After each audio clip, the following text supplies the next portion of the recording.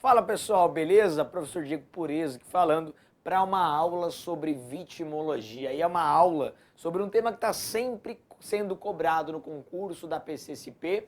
E eu vou provar isso para vocês porque ao final dessa aula, fiquem até o final, eu vou trazer as questões anteriores que foram cobradas nas provas de 2018 para os cargos de investigador e escrivão. Beleza? Mas antes já vou pedindo, se inscreva no canal, ative o sininho, porque a gente está produzindo muito conteúdo gratuito para a Polícia Civil do Estado de São Paulo. Em breve o edital deve chegar. Mas aqui eu separei uma aula para vocês de um estudo bacana da vitimologia, que é a classificação das vítimas segundo Benjamin Mendelsohn. Benjamin Mendelsohn é considerado o pai da vitimologia. Ele que foi advogado em Jerusalém, se preocupou muito com o estudo das vítimas, principalmente após a Segunda Guerra Mundial. E por conta disso ele acabou tendo essa notoriedade como pai da vitimologia. Só que no estudo da vítima ele começa a identificar alguns padrões, alguns perfis. E daí ele cria uma classificação de vítimas que o concurso público adora. O que pode te induzir ao erro é que cada classificação, cada espécie é composta por diversos sinônimos e você precisa memorizar todas. Antes de enfrentar ponto a ponto, eu vou dar exemplo de tudo. Vamos fazer um mapeamento sobre essas espécies. Vamos para a tela. Eu vou jogar aqui para vocês, na próxima página. Vejam, então classificação de Benjamin Mendelsohn vem da seguinte forma. Ó. Ele traz primeiro a chamada vítima ideal, que tem como sinônimo, vão guardando, a vítima completamente inocente. Vocês vão entender porque tem esse nome. Depois temos a vítima menos culpada do que o delinquente, também chamada por vítima por ignorância. A terceira espécie é a que causa mais confusão, a galera tem dificuldade em entender. E depois dessa aula, eu prometo, vai ficar fácil. Vítima tão culpada quanto o delinquente.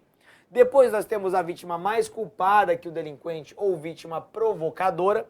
E por fim, caiu na última prova, a vítima como única culpada, também chamada de vítima simuladora, vítima agressora, vítima imaginária ou pseudovítima. Ou seja, é uma falsa vítima. Vocês vão perceber que ela não é propriamente vítima.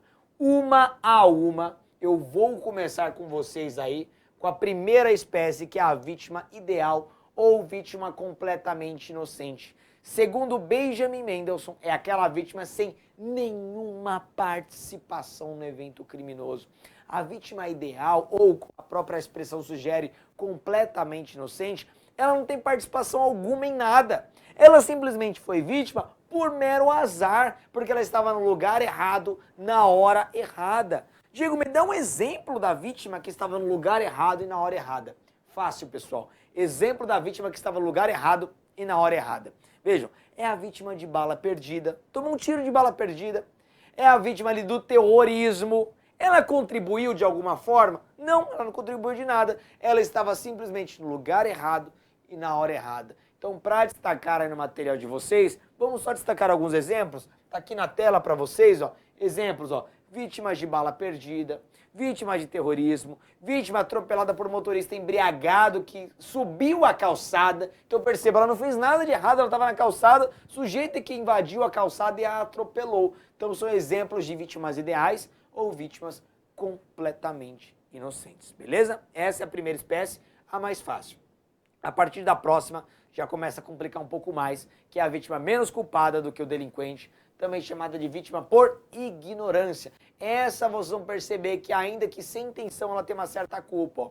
São as pessoas vitimadas e que praticaram algum comportamento negligente. Elas não tinham nenhuma intenção de se expor ao criminoso, mas foram descuidadas. E esse descuido estimulou, ainda que indiretamente, o delinquente.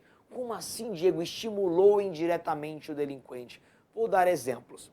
Imagine uma vítima desatenta, que ela está com relógio de prata, cordões de ouro, roupa de marca, e ela vai num bairro, um bairro conhecidamente perigoso, um bairro onde tem muito crime de assalto, de furtos, de estelionato, e ela sai dando sopa, e ela é assaltada. Vejam, para Benjamin Mendelsohn ele vai entender o seguinte, tudo bem, esse personagem é vítima, a ação deste personagem não vai justificar a conduta do criminoso, é bandido mesmo, vai ter que ser punido, mas que essa vítima foi negligente, ela foi. Ela praticou comportamentos que de alguma forma, indiretamente acabou estimulando o criminoso. Se não tivesse ninguém dando sopa, o criminoso teria ficado na vontade. Como passou alguém por ali negligente, dando a oportunidade de ser vítima, o criminoso encontrou o momento perfeito. Diego, mais exemplos, por favor. Tem um exemplo dos crimes contra a dignidade sexual.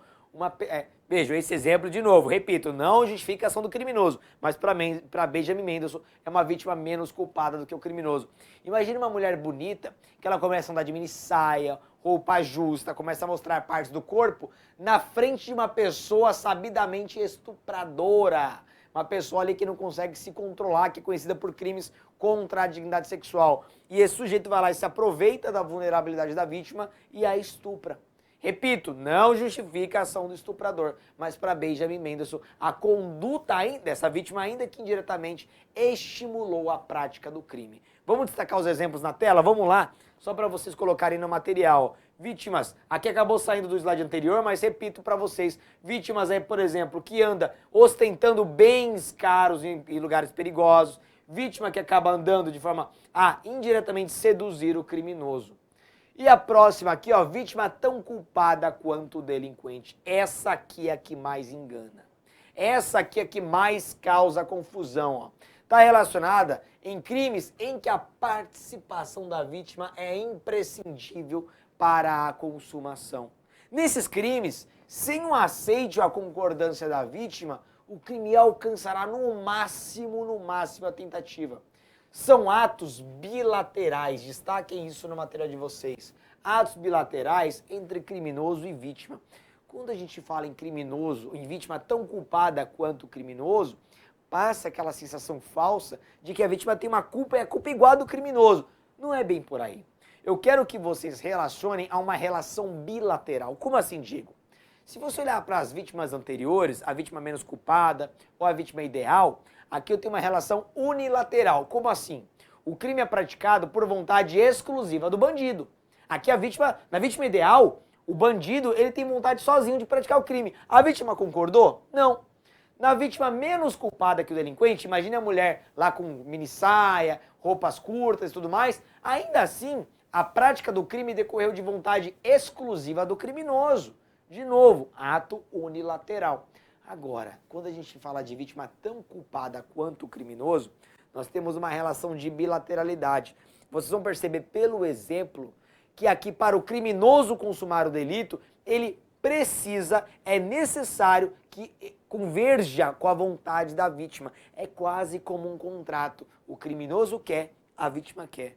Pô, Diego, a vítima é masoquista, ela gosta de sofrer? Não é bem isso. Ela quer sim ali, ela acaba sendo vítima, ela escolhe aceitar a prática do criminoso, só que sem saber propriamente que é um crime. A vontade dela está viciada.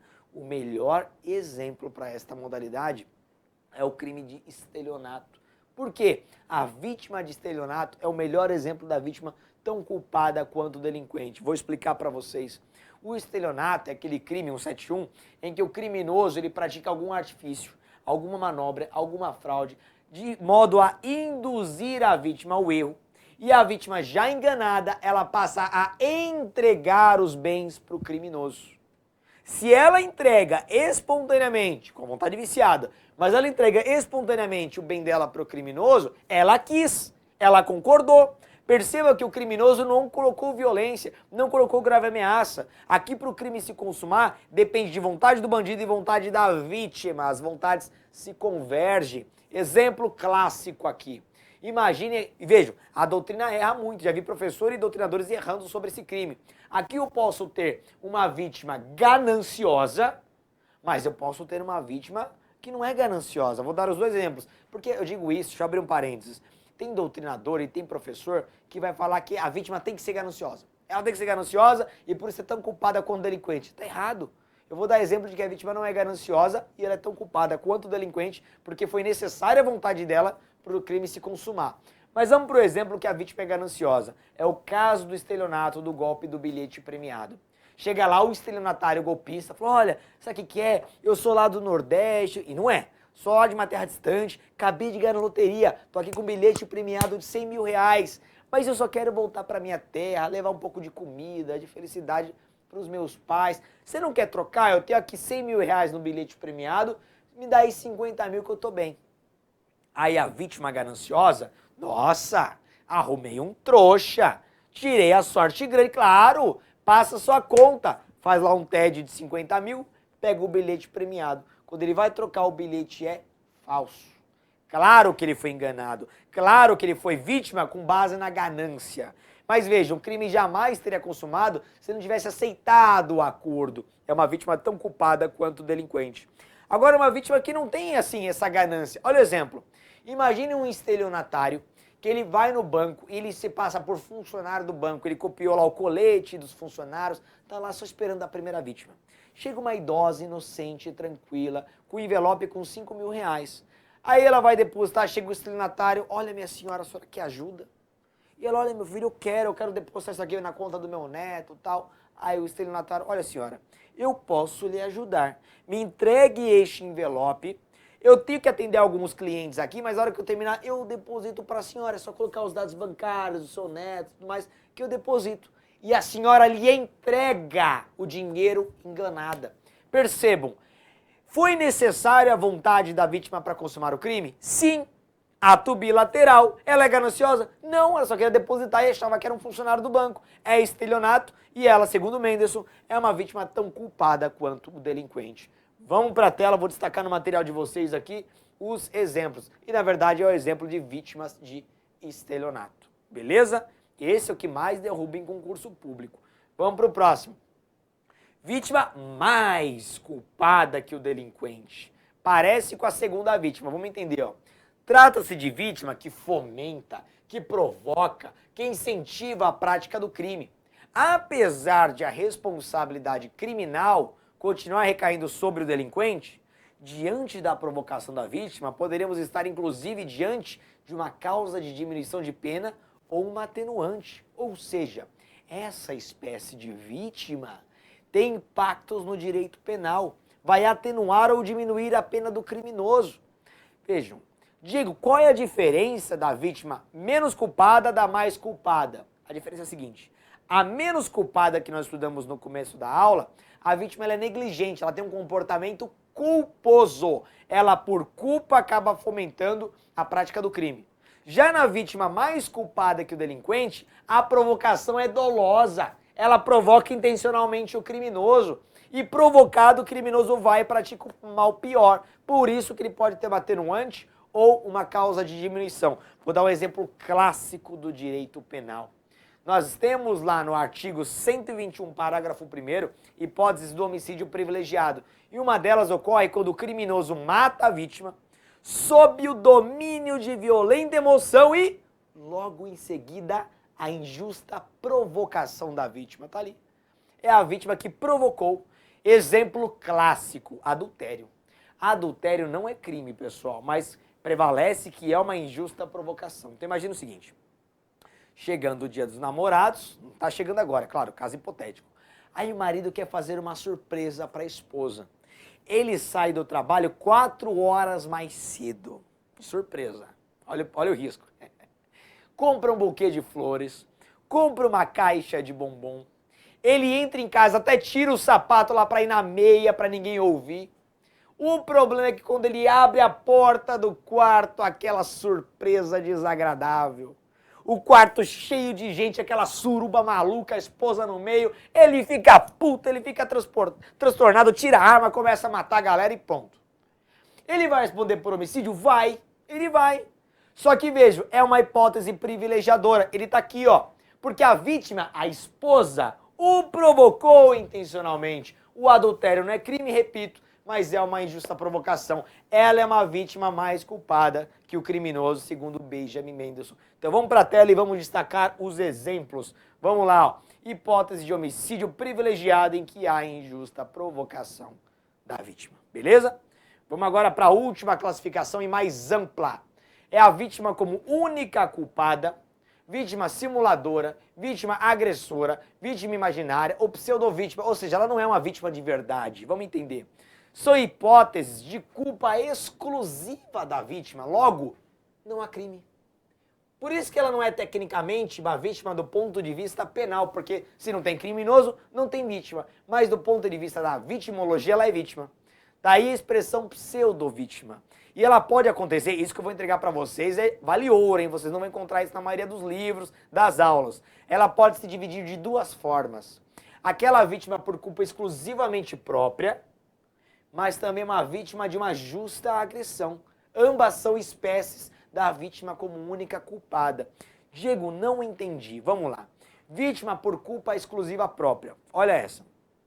São aquelas vítimas, entre aspas, que dão causa a um resultado que as atingiram. Como assim, Diego? É o caso do suicídio. Vou dar um exemplo do suicídio. Imagina a pessoa que quer se matar, isso acontece muito em São Paulo. O sujeito sobe no viaduto, pula em cima de um carro. Eu vou punir o motorista do carro por homicídio? Ele atropelou a vítima porque ele quis? Não. A vítima pulou na frente do carro porque quis. A culpa foi exclusivamente dela, da ação dela. Ela é uma pseudo-vítima, ela é vítima como unicamente culpada. Ponto e acabou. Ela deu causa.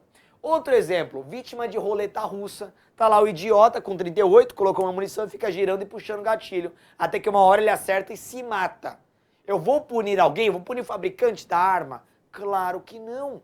Foi vítima exclusivamente pelo próprio comportamento. Essa é a primeira. A segunda é a vítima de uma justa agressão. Vejam, nem toda agressão é criminosa. Se a agressão é justa, não é crime. Diego, me dá um exemplo de uma justa agressão? Claro, a legítima defesa. Imagine o seguinte. O professor Fábio Tadeu, para quem conhece, tem mais ou menos 2,30 metros, o sujeito é gigante. Tem praticamente 3 Diegos ali um em cima do outro. O Fábio Tadeu vem me agredir. O que ele não sabe é que eu sou especialista em artes marciais, um Bruce Lee brasileiro aqui de primeira. Fábio Tadeu, ele vem praticar uma injusta agressão contra o professor Diego. Eu reajo em legítima defesa, encho o Fábio Tadeu de porrada até ele cair, até cessar a injusta agressão, acabou. Só isso. Vejam, eu fui vítima de uma injusta agressão, de uma lesão corporal, ainda que tentada. O Fábio Tadeu, segundo Benjamin Mendelsohn, ele é uma pseudo-vítima. Ele é uma vítima como única culpada, porque ele apanhou, ele tomou porrada, mas ele tomou uma justa agressão. Então o cara que apanhou com base em uma legítima defesa, segundo Mendelsohn, é uma pseudo-vítima, é uma vítima imaginária. Apanhou, mas apanhou de uma justa agressão. Vamos destacar isso no material de vocês. Vamos voltar aqui para a tela, vamos lá. Tá aqui, ó. Exemplos de culpa exclusiva da vítima. É a vítima de suicídio, vítima de uma roleta russa, sujeito embriagado que atravessa a rodovia movimentada vindo a falecer atropelado.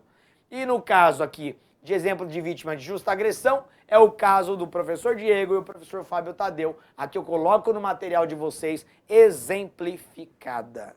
Beleza? Fácil, só que não acaba por aí. Eu apontei aqui 5 classificações de vítimas, segundo Benjamin Mendelsohn. Mesmo assim, prestem bem atenção no que eu vou falar agora. Benjamin Mendelsohn, ele cria um grupo de 3 vítimas. Como assim, Diego? 5, 3, tal, calma. Ele cria um gênero, segundo a qual, dessas 3 categorias, as 5 vão se encaixar. Vocês vão perceber isso. Ele cria 3 grandes gêneros em que essas 5 espécies vão se encaixar. Eu vou exemplificar, vai ficar fácil. Vamos para a tela aqui, ó. Percebam. Ele vai trazer a hipótese das vítimas inocentes, das vítimas provocadoras e das vítimas agressoras. Para ele, vítima inocente é aquele grupo de vítimas em que as vítimas não concorrem de nenhuma forma para o crime. Já as vítimas provocadoras são aqueles grupos em que as vítimas provocam o crime, seja voluntariamente por negligência ou imprudência. Já as vítimas agressoras são aquelas simuladoras, aquelas que causam resultado sozinhas. Diego, eu quero entender como é que fica a relação daquelas 5 vítimas com esses 3 grupos. Fácil, tá aqui para vocês, ó. Eu estudei com vocês a vítima completamente inocente ou vítima ideal, pertence ao grupo de vítimas inocentes. Eu estudei com vocês as vítimas menos culpadas do que o delinquente, as vítimas tão culpadas quanto os delinquentes e as vítimas mais culpadas quanto o delinquente. Pertence ao grupo das vítimas provocadoras. E eu estudei com vocês agora, ao final, a vítima como única culpada, que pertence ao grupo de vítimas agressoras. Então, Benjamin Mendelsohn organiza tudo dessa forma, em 3 grandes grupos, com 5 espécies. Com 5 espécies. Beleza? Fácil? Tranquilos? Vamos tirar a prova real, porque isso caiu em 2018. Vamos agora enfrentar as questões e a gente finaliza essa aula. Vamos lá. Vamos para a tela agora, pessoal. Vou virar a página aqui para vocês. Olha o que caiu para investigador em 2018. Aqui caiu fácil, fácil. Caiu todo o resumo dessa aula. As vítimas podem ser classificadas da seguinte maneira. Vítima completamente inocente, ou vítima ideal. Vítima de culpabilidade menor ou por ignorância, ou menos culpada do que o criminoso, é tudo sinônimo. Vítima voluntária ou tão culpada quanto o infrator. Vítima mais culpada do que o infrator e vítima unicamente culpada. No estudo da vitimologia, essa classificação é atribuída a quem? Benjamin Mendelsohn, Henrique Ferri, César de Bonesana, César de Lombroso ou Rafael Garofalo? Fácil, né, pessoal? Letra A, Benjamin Mendelsohn. Agora caiu uma mais legal, ó. Olha, essa aqui caiu agora para escrivão. Percebam que cai em todas as provas, para todos os cargos. Com relação às classificações de vítimas apresentadas por Benjamin Mendelsohn, em relação aos estudos de vitimologia, a vítima resistente é aquela que concorre para a produção do resultado. Não, primeiro que a vítima resistente é criada por von Hentin, está errado. Vítima ideal, aquela completamente inocente, é aquela que contribui de alguma forma para o resultado danoso. Não, a ideal é aquela que estava no lugar errado e na hora errada, não tinha nada a ver com isso. C. Vítima como única culpada pode ser exemplificada pelo indivíduo embriagado que atravessa a avenida movimentada vindo a falecer. Tá certo, é a pseudovítima, é a única culpada, é o caso do suicida. D. Vítima por ignorância é aquela menos culpada, hein? É aquela que não tem nenhuma participação no evento criminoso. Tem. O comportamento negligente dela estimulou a prática do crime.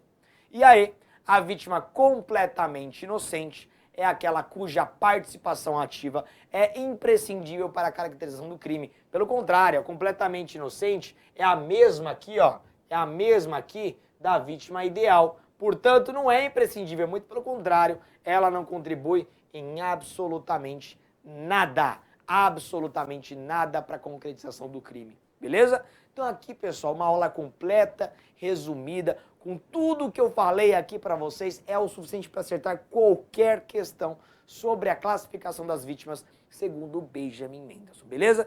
Então eu vou ficando por aqui, espero tê-los ajudado, muito obrigado, grande abraço e até a próxima.